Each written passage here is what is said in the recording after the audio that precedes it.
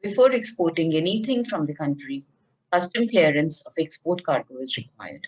In this session, we will try and understand various procedures involved in custom clearance of export cargo.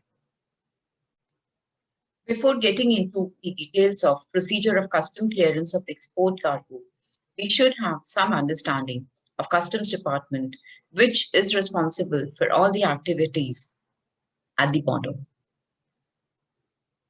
So apart from collection of duties, Custom Department is also responsible for preventing smuggling, drug trafficking, enforcement of regulation related to import and export of cargo, baggage, postal articles, and arrival and departure of vessels, aircraft, etc. It is also responsible for enforcing prohibitions and restrictions on import and exports under various regulations. And lastly, it also looks at international passenger clearance. Customs Department have an online portal, Indian Customs EDI system, which is used for transactions, exchange of information related to custom clearance. All the documents used by trading partners can be submitted or received during live custom clearance processes.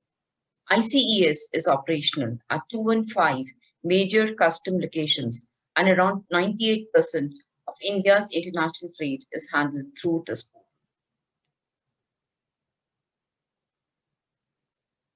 Next thing we need to understand is why custom clearance of export cargo is required. Apart from paying custom duties during export and import, custom clearance is also required to ensure that all the items are exported as per foreign trade policy of the country.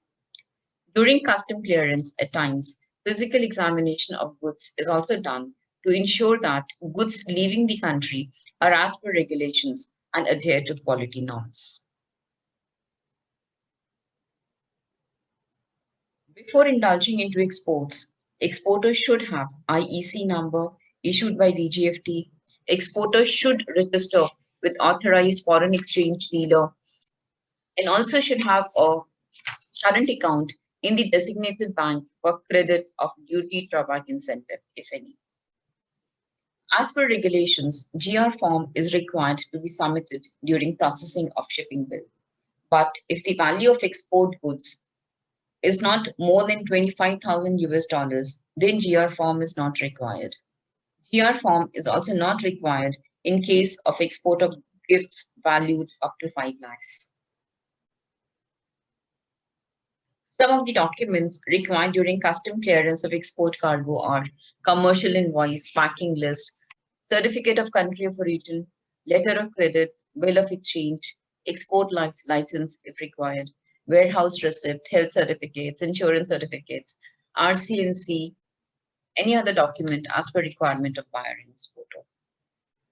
Now we'll try and understand the various procedures involved in custom clearance of export cargo, which essentially begins with filing declaration in the prescribed format through the service center of customs, which are connected with ICES.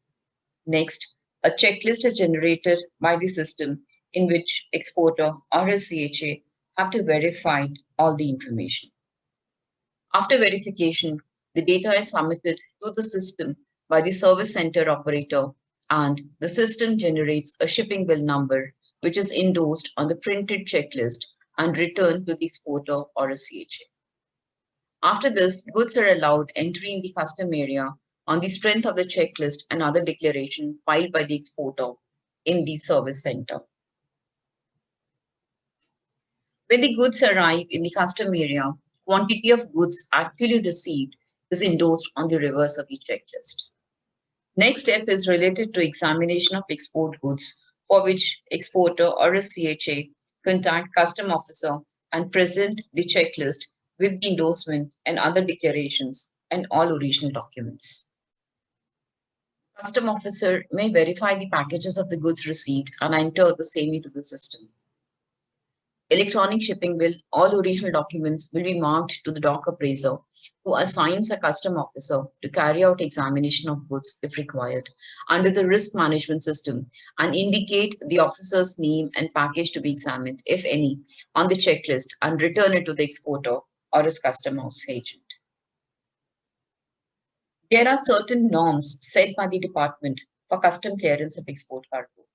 These norms depend upon quantum of incentive, value of exported goods, country of destination, etc. According to the norms, customs can examine up to 100% export consignment if there is any specific intelligence in respect of such consignment.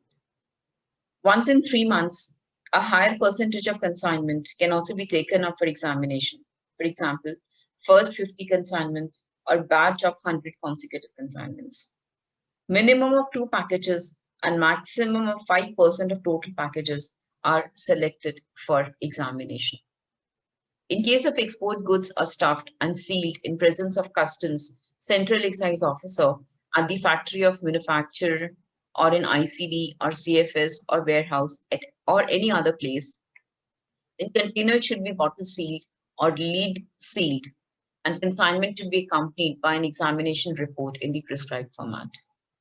In case of export through bonded trucks, the truck should be bottle sealed or lead sealed. In case of export by ordinary truck or other means, all the packages are required to be lead sealed. For physical examination of goods, samples are to be drawn. These samples are drawn in accordance with the order of the proper officer in Customs Department. At times, assistant or deputy commissioner may order sample to be drawn for purpose other than testing, such as for visual examination and verification of description, market value inquiry, etc. After assessment and inspection is complete, the report will be updated in the computer system and customs allow the goods to move out of the country by giving let export order. In case of container cargo, the stuffing of container at dock is done under preventive supervision. Further, loading of both containerized and bulk cargo is to be done under preventive supervision. The customs preventive officer supervises the loading of container and general cargo into the vessel, and after that, give the shipped on board endorsement on the exporter's copy of the shipping bill. Palletization of cargo is done after grant of let export order. Thus, there is no need for a separate permission for palletization from customs. Palletization refers to process of placing goods into pallets. Pallets provide base for goods and help in efficient storage, handling, and transportation.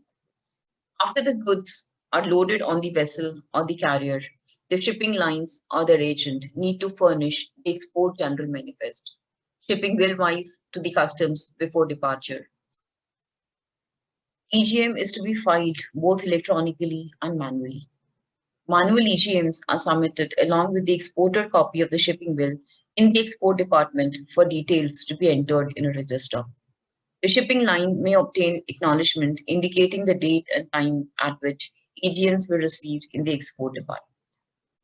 Any correction or amendment in the checking list generated after filing of declaration can be made at the service center, provided the documents have not yet been submitted in the EDI system and the shipping bill has not been generated.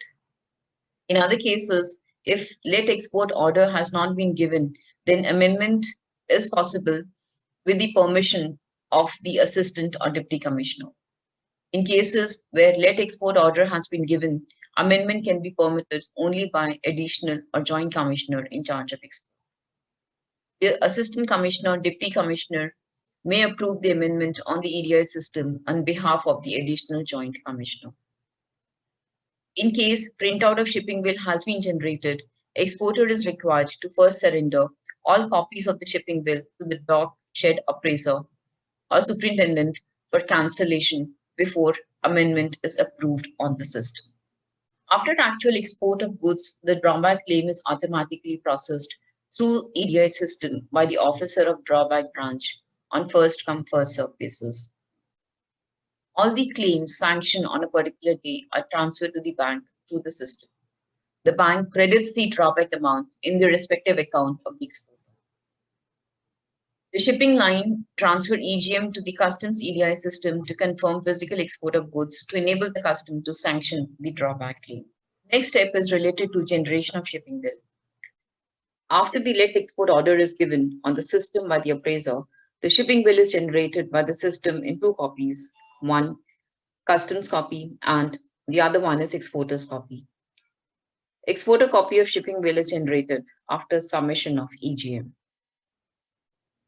Customs copy of shipping bill and original copy of EDF exchange declaration form is forwarded to export department of the custom house. Exporter copy of shipping bill and the second copy of EDF is returned to the exporter or his agent. Customs follow a risk management system for custom clearance of export cargo. This system allows low risk consignment to be cleared based on self-assessment of the declaration by the exporter. The objective of RMS also is to enable the department to speed up the process of export clearance, to enhance the level of facilitation, to reduce the transaction cost, and also the dwell time. Under the system, shipping bills are filed electronically in ICS through the service center or the ICE gate.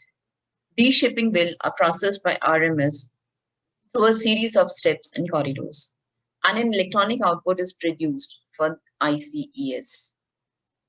Based on the output, Customs Department decide whether the consignment should be subject to verification of self-assessment or examination, or the cargo should be subjected to both verification of self-assessment and examination. Alternately, let export order can be given directly after payment of export duty, if any, without any verification of self-assessment or examination. Under the system, post-clearance audit is also done, which is introduced in respect of exports after the let export order is given for export consignment. The objective of post-clearance audit is to monitor, maintain, and enhance compliance level while reducing the dwell time of cargo. The RMS would select the shipping bill for audit after issue of LEO, and these selected shipping bills are directed to the audit officer for scrutiny. The selection of shipping bills for verification of self-assessment and or examination will be based on the output given by RMS to ICES. Owing to some technical reasons, if the RMS fails to provide output to ICES or RMS output is not received at ICES end in time, the existing norms of assessment and examination will be applicable.